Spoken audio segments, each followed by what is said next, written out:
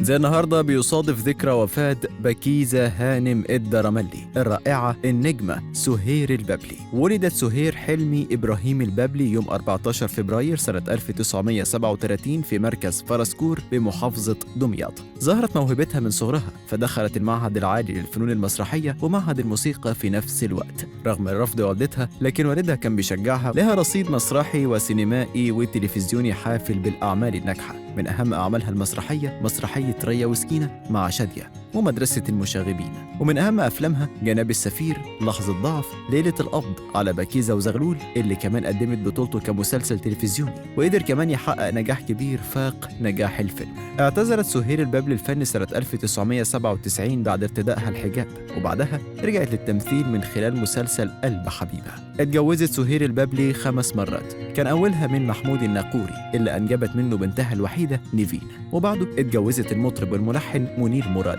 وبعدها تاجر المجوهرات أشرف السرجاني اللي بعده اتجوزت من رجل الأعمال محمود غنيمة. وكان ليها زيجة من الفنان أحمد خليل، لكنها انتهت بسبب غيرته عليها. رحلت عن عالمنا سهير البابلي زي النهارده 21 نوفمبر سنة 2021 عن عمر ناهز 84 سنة بعد تعرضها لوعكة صحية نتيجة إصابتها بغيبوبة السكر. قول لنا إيه أكتر عمل فني بتحبه للفنانة سهير البابلي في ذكرى وفاتها؟